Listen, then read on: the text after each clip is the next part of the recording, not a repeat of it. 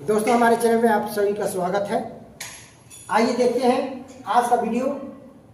जैसा कि पिछले वीडियो आपने हमारा देखा होगा एक्सपोनेंट के बारे में, घातांक के बारे में, तो उसमें मैंने कई सारे नियम बतलाए थे जिससे आप लोग अगर देखे होंगे तो समझ भी चुके होंगे। तो आइए आज उन्हीं नियमों का पालन करके उस पर कुछ आधारित सवाल हम सॉल्व करते हैं। आपके सामने यहाँ बोर्ड पर 3 सवाल दिए गए हैं।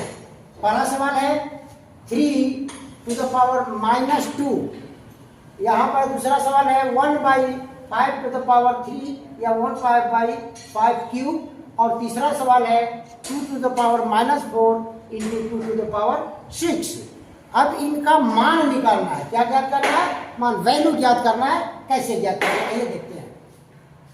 दोस्तों जैसा कि अगर पहले सवाल को देखेंगे, question number 1 3 to the power -2, तो नियम आप लोग पढ़े होंगे। तो नियम में बताया गया था कि अगर किसी बेस का पावर माइनस में हो तो हम उसको रेसिप्रोकल कर देते हैं, यानी उलट देते हैं। यानी इसका मतलब हुआ 1/3 और ये पावर 2 है तो पावर 2 कर देंगे, यानी 1/3² हुआ। माइनस कभी भी पावर में रहे, पावर माइनस में रहे तो उसको हम रेसिप्रोकल कर देते हैं, यानी समझिए कि इसके बटा में 1। जैसे कि आप जानते हैं कि किसी भी संख्या के बटा में 1 जो है छुपा रहता है, तो उस 1 को हम ऊपर कर देते हैं, यानी अंश को हर बना लेते हैं और हर को अंश कर देते हैं। इसको ऊपर कर दिया, ऊपर नीचे में कर दिया, माइनस खत्म हो गया। तो ये इसको ध्यान में रखिएगा।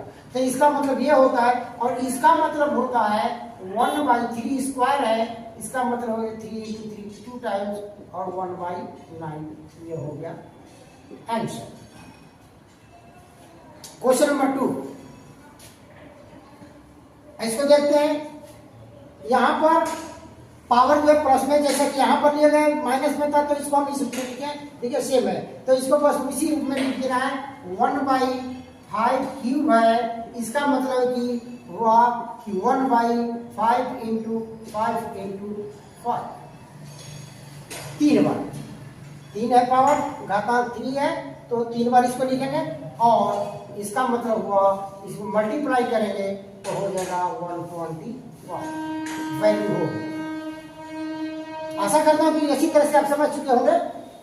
पावर जब भी जितना भी पावर होता है उतने टाइम्स इसको लिख दिया जाता है और मल्टीप्लाई कर दिया जाता है, कोई खास चीज नहीं है। अब क्वेश्चन नंबर 3 पर चलते हैं। क्वेश्चन नंबर 3 दिया है 2 टू द पावर -4 और इंटू 2 टू द पावर 6। तो दोस्तों मैंने बताया था कि अगर पावर बेस सेम रहे, बेस सेम हो और पावर अलग अलग हो तो गुणा में पावर को ऐड कर दिया जाता है, यानी जोड़ दिया जाता है। तो इसका मतलब हुआ कि 2 to the power -4 + 6। Clear? -4 + 6 power को मैंने क्या किया, प्लस कर दिया। और इसका मतलब हुआ कि 2 टू द पावर 6 प्लस है और 4 माइनस में है, तो 6 में से 4 माइनस हो जाएगा तो बचेगा 2² हो गया। और इसका मतलब हुआ 2 × 2 बार। तो दोस्तों आशा करता हूं कि ये तीनों सवाल आपका बिल्कुल क्लियर हो गया होगा, कोई दिक्कत नहीं। और इसी प्रकार का और अलग अलग सवाल की जानकारी लेने के लिए हमारे इस चैनल को सब्सक्राइब कर लीजिएगा। और कई तरह के जो नियम मैंने अलग अलग बताया है उसके बारे में जानकारी मिलेगी आपको। तो दोस्तों आज का वीडियो कैसा लगा आप हमें अपने कमेंट में जरूर लिखिएगा। तो मिलते हैं फिर से एक नई वीडियो में नई जानकारी के साथ। तब तक के लिए बहुत बहुत धन्यवाद। Thank you.